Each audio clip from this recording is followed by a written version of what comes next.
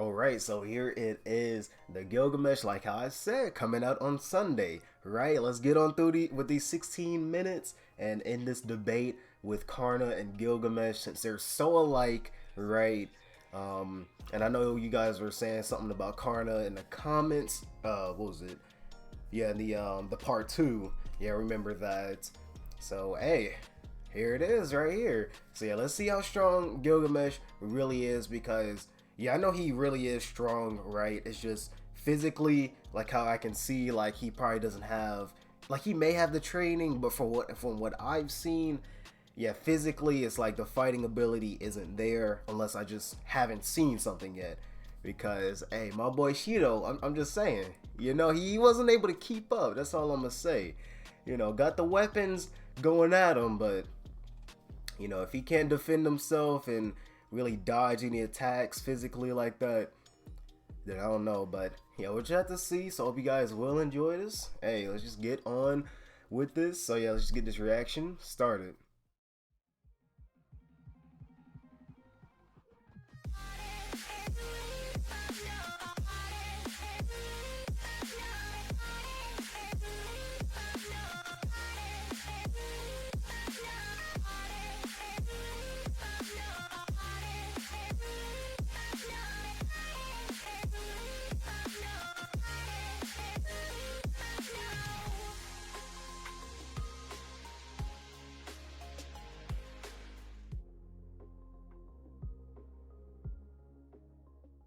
World where Gilgamesh actually decided to go all out in a fight for once. Yeah, go all Setting out. aside his arrogance and facing his opponent with every weapon in his arsenal and every ability at his disposal. Now, that would definitely be something worth seeing. However, in the anime, we never quite see Gilgamesh's full potential, since he's always operating under the assumption that he's the most powerful being around. And in the 4th and 5th Holy Grail War, that statement actually bears some truth. But because of his egotistical Hey, I'm just saying, Shido. Yo. Simply because he decides not to try. So let's take a look at Yeah, so was he not trying here, or like, not actually answering the question directly, but instead by looking at what exactly generates his power, including everything from his noble phantasms and abilities to all the notable weapons that he has stored in his Gate of Babylon. And trust me, there's a lot. Let's just jump into the countless amount of treasures that he has. That classifies this servant as an archer, even though we've really never seen him use a bow in his life. The true name of this literal portal to a seemingly infinite number of A+ ranked weapons is Gate of Babylon, the king's treasury, which is an interesting name considering that Gilgamesh wasn't even ruler of Uruk when the area had become known as Babylonia. But since the Golden Capital was often a name used to refer to Gilgamesh's treasury, as well as a common reference to Babylon itself, Gate of Babylon became a very fitting name. Now, as I'm sure you already know, this noble phantasm grants access to all the valuable items that Gilgamesh had collected during his time as king. It does so by opening what's known as a divine gate that connects the space of reality to the treasury.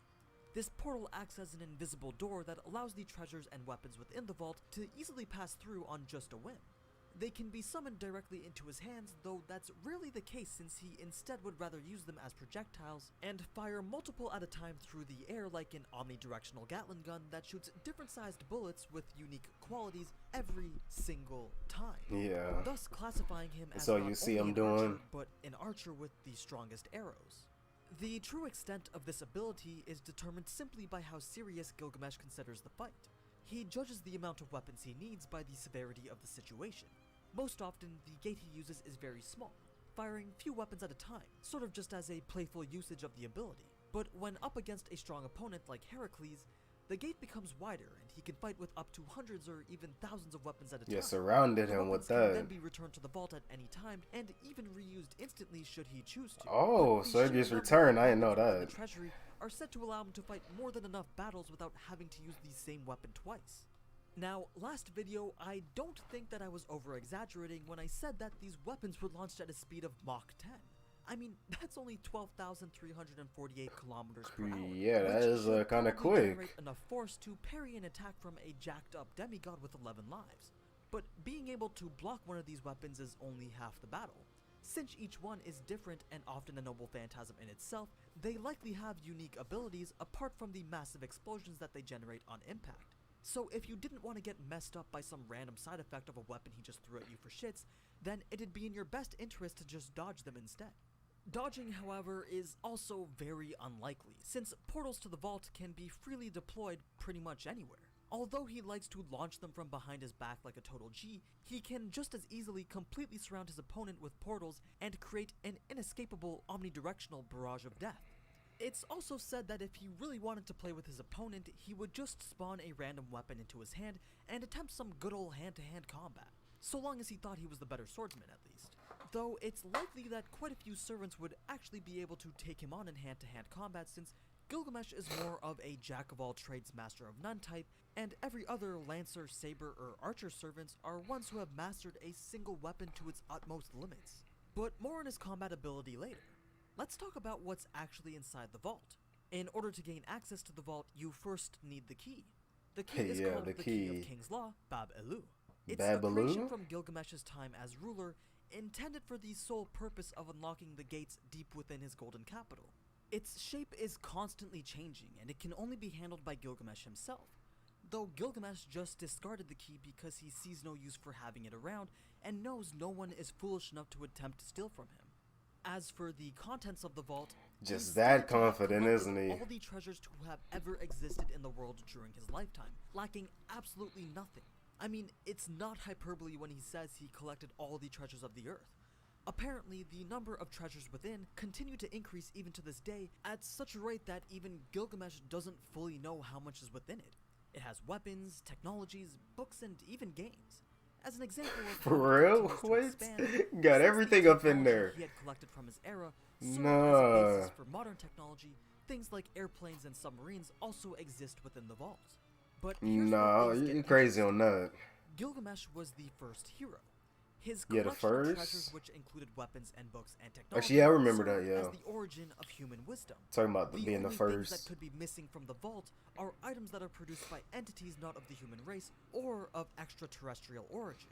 So since this is the case, that means that all other weapons that serve as noble phantasms to other servants were derived from Gilgamesh's collection and therefore exist within his vault. What? They're not known as their named versions, though. They're actually nameless and referred to as the original prototypes. So Gilgamesh he has the original. The prototype for every noble phantasm to ever be created. Even Excalibur, like they were originally derived no, I don't know about that. Treasures. Of course, noble phantasms like Heracles' god hand, which was derived from Heracles' own legend, is one that Gilgamesh can't obtain. Then the existence of a weapon in the vault, like Karna's Vasavi Shakti, is completely unknown to Gil since it was never actually used in Karna's legend. If there's no description of the weapon's use, then Gil really only has the name to go by and can't successfully match it to any other spear in the vault. But the reason that Gil's treasure makes him even more rivals then. Can't even match his weapon. Through ways unknown to myself, the treasures within the vault were somehow dispersed all over the world. They were either stolen or handed down, and since they were treated as such valuable weapons, they eventually became established as noble phantasms through various heroic legends, which, fun fact, also derive from Gil's legend itself. Now, the quality of Gilgamesh's prototypes could be said to make even the more popular named versions look like fakes, due to how high quality their original state was.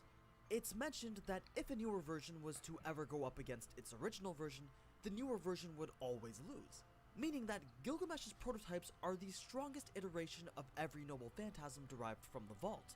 That doesn't necessarily mean that if he was to fight against Gabe Bolg with his unnamed version of it, that he would just automatically win the fight. It just means that Gil's prototype is a stronger version. So if Gilgamesh was to actually take a fight seriously, he could just sift through the weapons in his vault to find just the right ones that would directly counter his opponent. But since he's just an arrogant piece of shit, he'll instead just throw whatever and only bring out trump cards like Ea or the Chains of Heaven in really dire situations. For the sake of knowing though, let's go ahead and take a look at some of the known weapons within the vault anyway.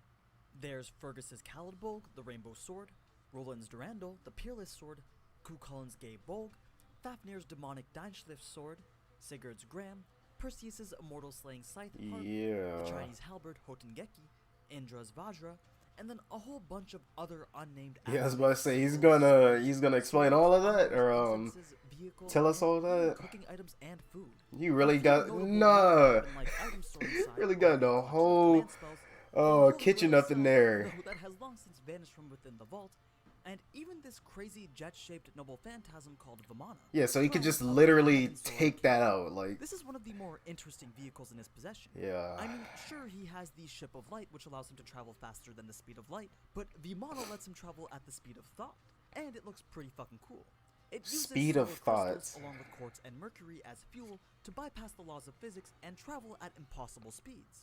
It's a ship immortalized through 2 Indian epic sagas which recounted a golden and emerald arc loaded with various guns and ancient nuclear warheads, as well as equipped with optical camouflage, communication interception devices, laser beams, and even bioweapons.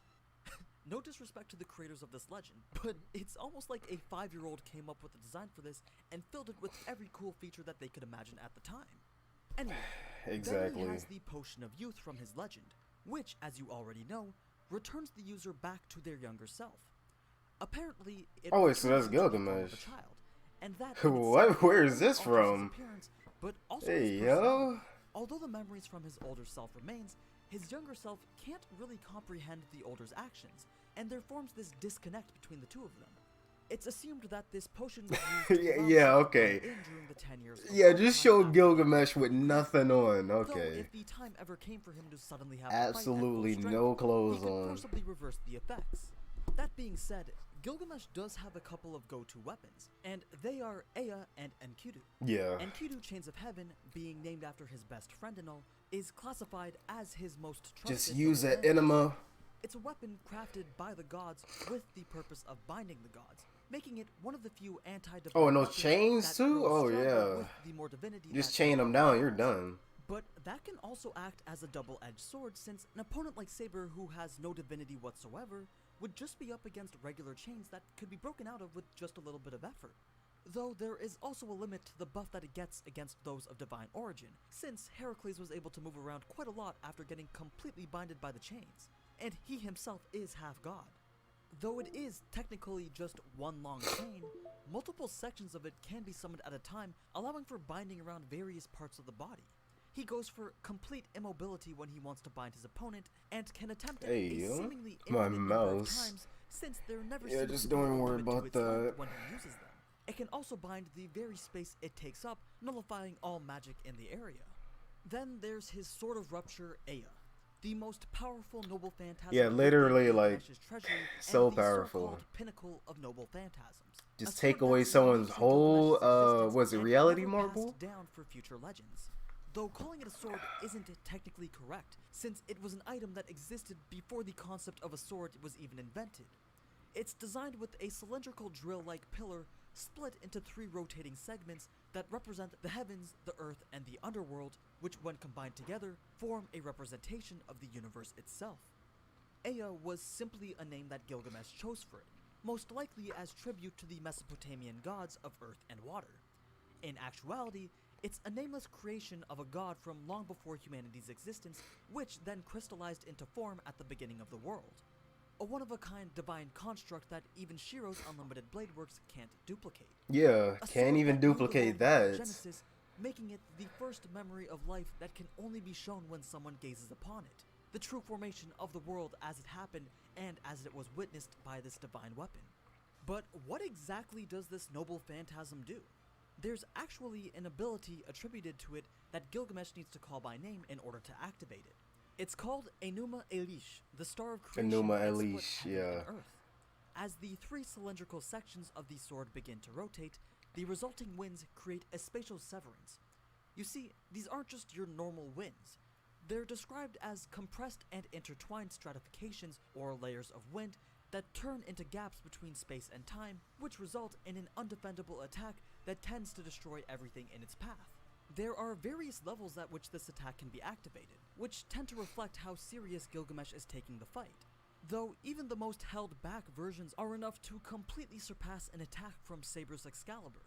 So we essentially have this primordial sword that creates winds that Yo, tear the very what fabric is of space. this? Anywhere the winds cut, Nah, that's looking fire. whether it's the ground of the earth or the Oh, very sky above. okay. And that Yeah. newly opened void will Oh, I begin guess I got swirling over the spoiled then. surrounding Like, oh, area, creating a vacuum as it attempts to reenact Genesis. The voids are said to yeah, show I'm the not truth even of there the law yet. and reveal the mystery of creation itself, the beginning of life, until all that's left is a vacuum. But yeah, you can see how the type of attack that this noble phantasm produces could easily destroy the world Ryder's reality marble created.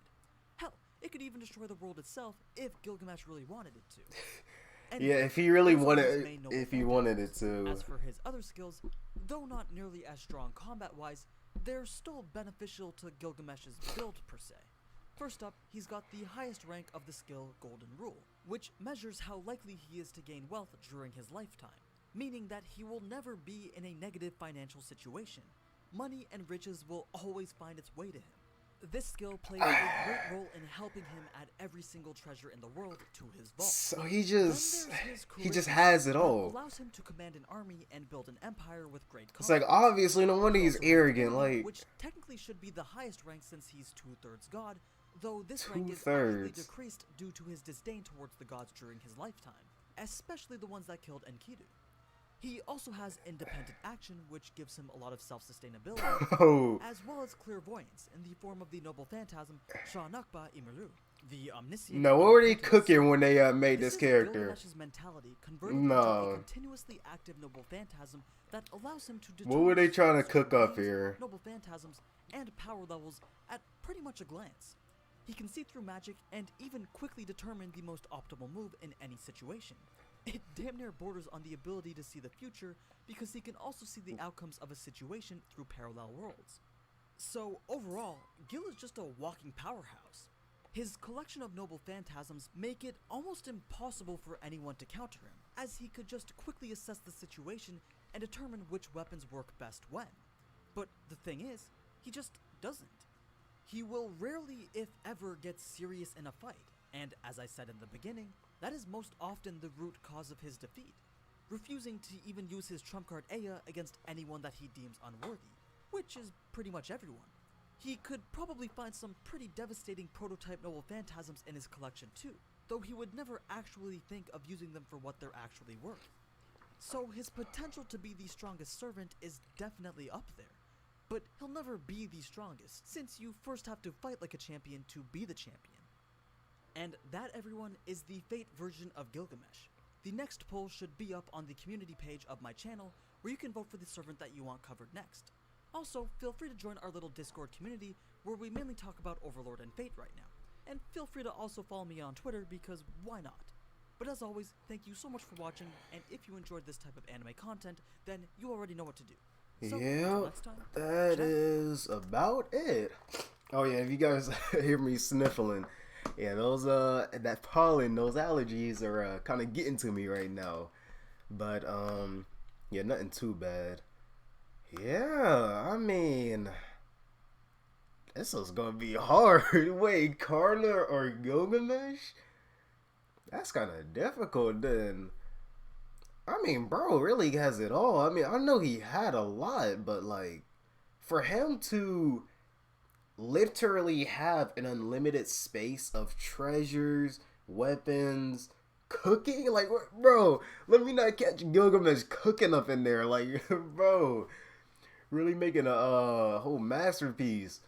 But what was it? Yeah, that ship. So the ship that he used in Fate Zero, that was literally just taken out. Like, what? Yeah, he just had that sitting up in there. He like, you know what? Let me use a ship real quick. You know, let me watch from up here what Caster's going to do.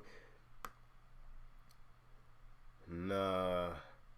And then Berserker came along. They had their like flying ship battle. Like, bro.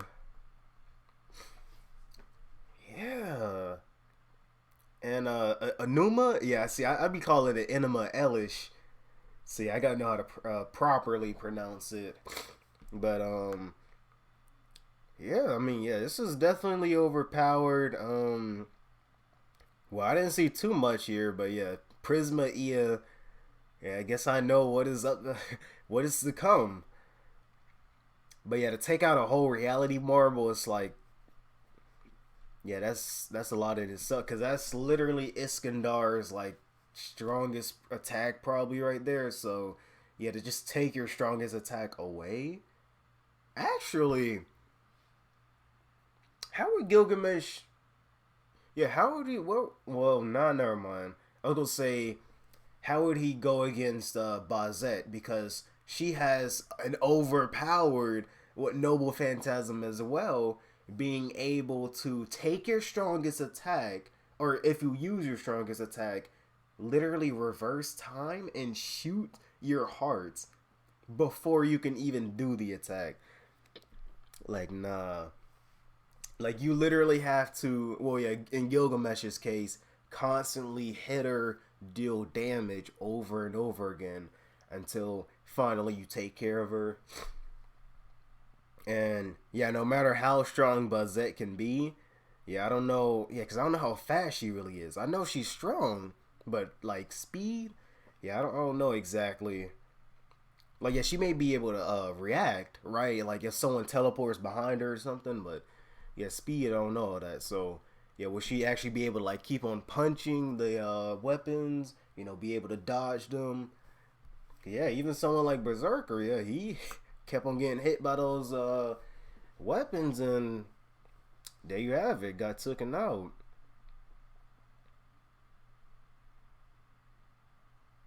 But yeah, for someone like Gilgamesh to not have like the original version of the spear, yeah, I mean, just makes it even more rivals than or enemies that can at least go up against each other because he can't really duplicate anything.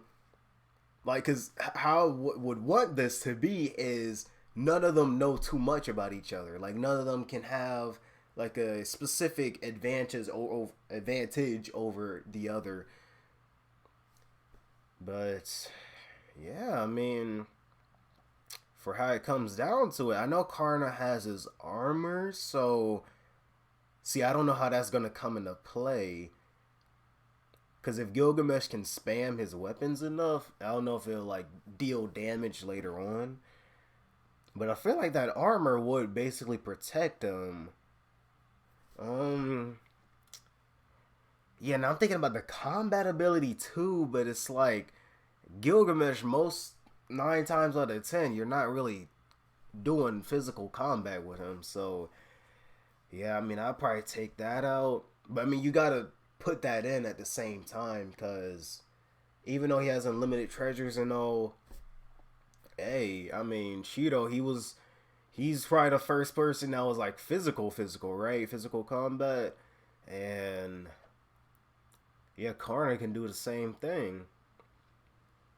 See, but in Shido's case, he was able to project the weapons and then counter that. So basically, it was nothing else left to do but that physical combat. Since, yeah, he didn't have to deal with those weapons being flown at him if he can just fly them right back. Yeah. But, I don't know. Yeah, I can't decide. Like, yeah, who really is the strongest? Who really can beat the other? I mean, that's a real good 50-50 right there. Because I know Carter, he's strong now. Like, I know he could probably take care of Gilgamesh. But then at the same time, it's like, I don't know what Gilgamesh can, like, bring out from his disposal to really counter anything Karna has. So, yeah, I don't know. But, yeah, that seems like it's about it. Yeah, he got... Oh, like, no wonder he's so arrogant. Literally, what was it? Golden rule? He just has the bag no matter what. He can die and come back or whatever and just have the bag. Have as much money as he wants. Nah, bro, come on now. Then that independent action, clairvoyance, like, that's... Come on now. What? Like how I said, what were they cooking? They said, let's get, let's just get someone who acts like he knows it all, who's so arrogant, who's just so confident in himself and just give him everything. I mean, cause that's what he has. Like, literally has everything. But yeah, that's it for this one. Yeah, no wonder this is 16 minutes long. Could have been longer if he actually explained, yeah, all the weapons he had here. Like, because that's not even half of, I mean, that's really all that we see him use. You know, the weapons that he showed. He had a spear and all that, but that's not even exactly half. And is this? I didn't know for sure. Yeah, isn't that Sig right here in dragon form? I forgot. Yeah, that is because I remember. Yeah, Sig looking something like that. Yeah, actually, what's the deal with Sig? Because I saw him turn into the dragon and all, but like, what happened afterwards? Yeah, I don't know. Like Fate Apocrypha, they showed that the last episode, and I don't know what happened afterwards. I mean, he did basically save the world, but yeah, what happened afterwards, I just don't know. But yeah, that's pretty much about it. Yeah, we got to see what Gilgamesh can do, his abilities, noble phantasms. How whoever made this character, they wanted to make something. That's all I'm gonna say. They wanted to make something indeed.